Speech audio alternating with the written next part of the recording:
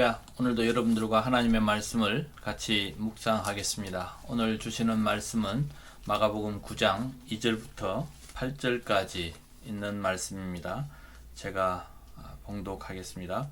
엿새 후에 예수께서 베드로와 야고보와 요한을 데리고 따로 높은 산에 올라가셨더니 그들 앞에서 변형되사 그의 옷이 광채가 나며 세상에서 빨래하는 자가 그렇게 희게 할 수 없을 만큼 매우 휘어졌더라.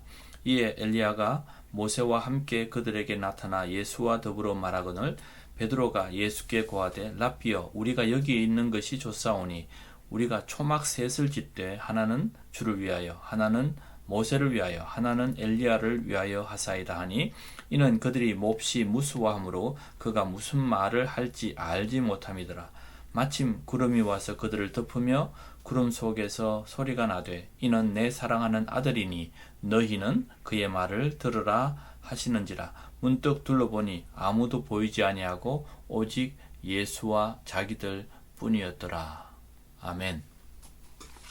오늘 말씀은 비밀의 시간, 예수님과 제자들과 함께 했던 그 비밀의 시간입니다. 왜냐하면 9절 말씀에 보니까 예수님께서 산에서 내려올 때에 예수께서 경고하시되 인자가 죽은 자 가운데서 살아날 때까지 본 것을 아무에게도 이르지 말라.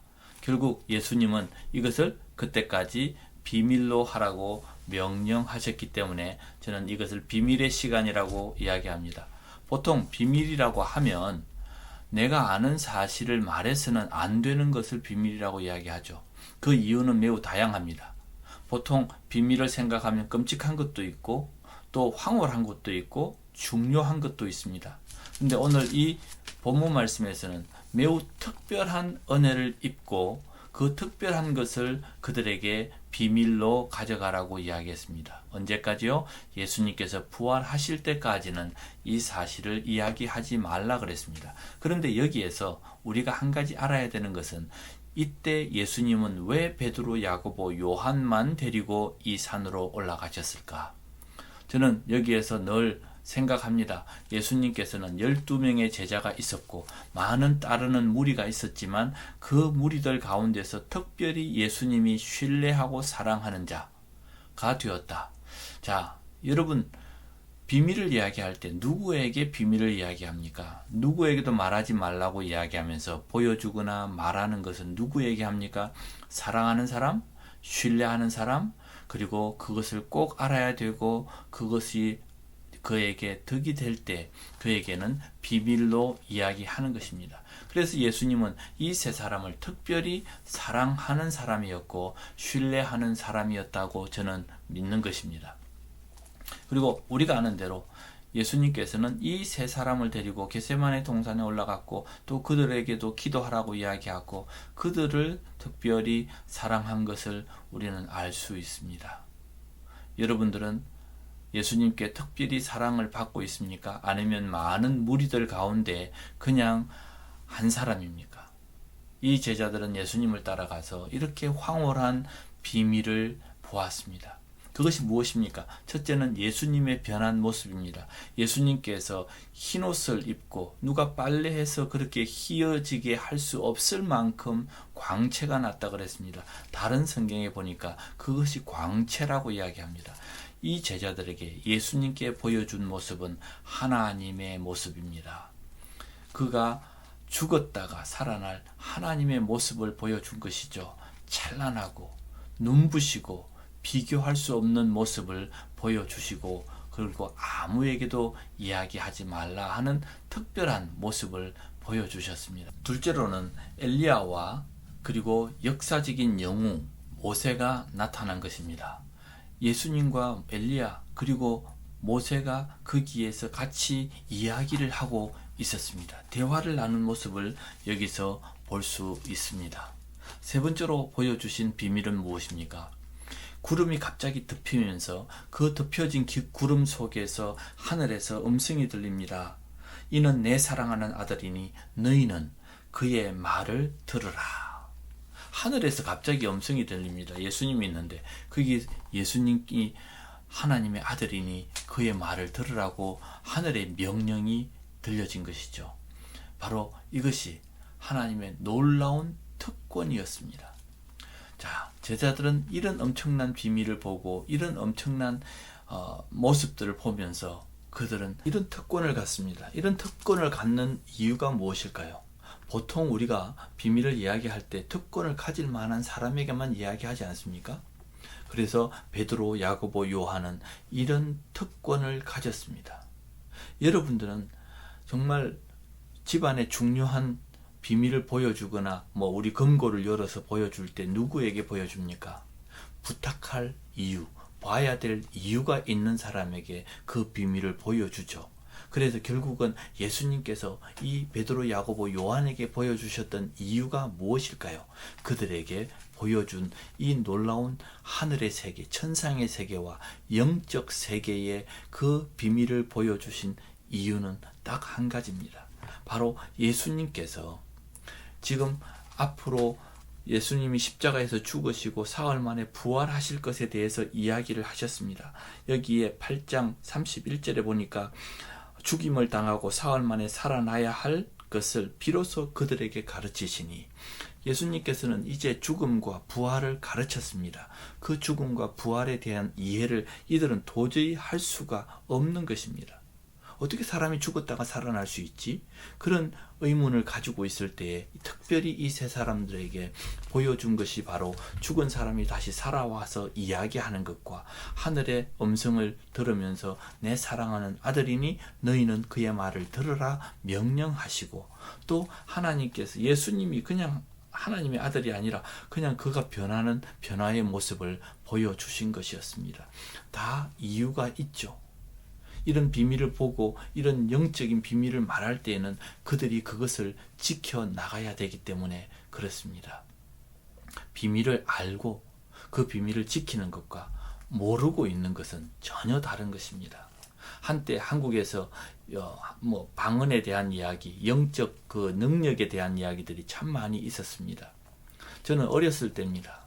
제가 처음 방언을 경험했을 때 정말 많은 기도를 하고 정말 밤에 교회에 엎드려서 철야 기도를 하다가 졸다가 다시 일어나서 기도하다가 제가 방언에 대한 경험들을 하게 되고 이후 방언 기도를 하게 되었습니다.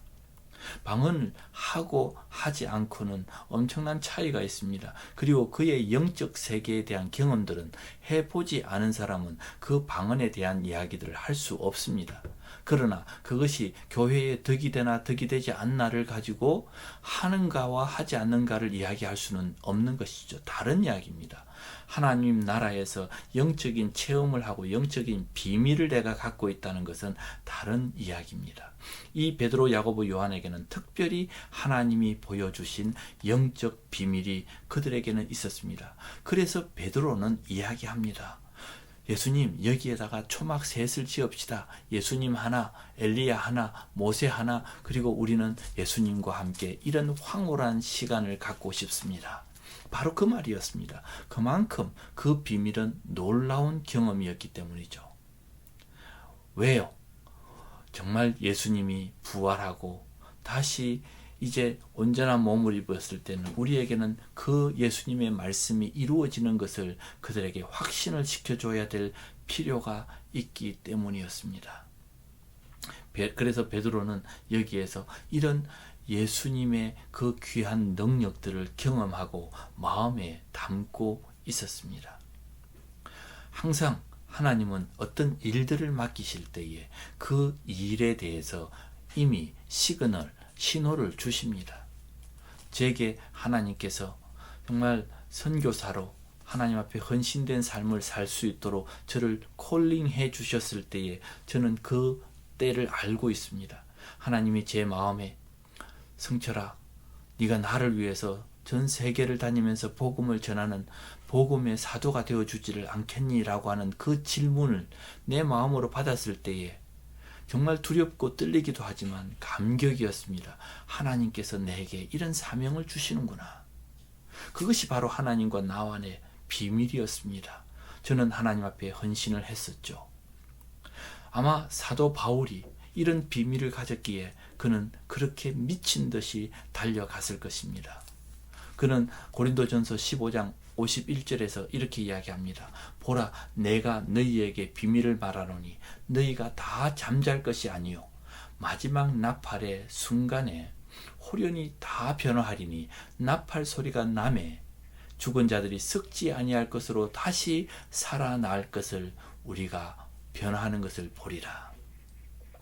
바울은 이런 비밀을 알았기에 그는 미친 듯이 주를 위해서 살았던 것입니다.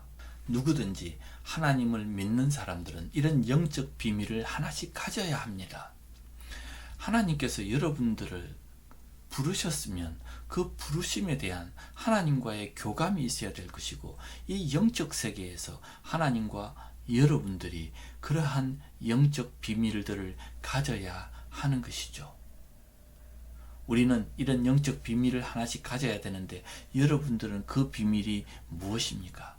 어떤 영적 비밀, 하나님과 나만 아는 그런 비밀한 그런 메시지들이, 시그널이 있는지 한번 생각해 보시기 바랍니다. 그래서 오늘 여러분들에게 저는 두 가지를 말씀드립니다. 첫 번째는 베드로, 야고보, 요한처럼 하나님께서 특별히 비밀을 보여주시고 함께 비밀의 약속을 할 만한 그런 관계가 되어야 한다. 특별한 사랑을 입는 사람이 되시기를 바랍니다. 베드로, 야고보, 요한이 특별했던 것은, 정말 예수님의 사랑을 받았던 것은 그들이 막 맡아야 되는 그런 사명이 막중하기 때문이었습니다. 저는 정말 많은 시간 동안 하나님과 함께 이 선교사의 길을 걸어오면서 죽음의 순간도 있었고 또한 어려운 순간도 있었는데, 그때마다 제게 주는 마음은 나는 특별한 사람이야. 하나님이 특별히 사랑하는 사람이야. 그리고 하나님께서 내게 맡기신 일들을 감당할 때는 하나님이 책임져 주시는 사람이야 라고 하는 그런 믿음이 있습니다. 여러분도 역시 하나님이 특별히 사랑하는 사람입니다. 여러분들이 하나님의 복음의 증인으로 살기를 바랍니다.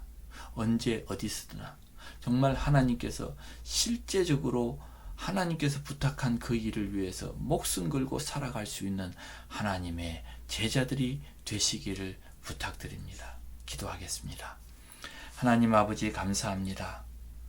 이런 비밀을 우리에게 있었던 것처럼 하나님, 우리의 삶에 하나님이 내게 부탁하신 그 비밀과 하나님의 특별한 사랑을 기억합니다. 이제 잊지 않고 주님께서 특별히 부탁하신 그 일을 위해서 남은 시간 동안에 하나님과 함께 그 비밀을 간직하고 이루어낼 수 있는 그런 사랑하는 제자들로 살아가게 해 주시옵소서. 하나님 참으로 감사합니다. 모든 영광을 받으시고 저와 함께 그 일들을 이루어내시기를 간절히 바라오며 예수님의 이름으로 기도하옵나이다. 아멘.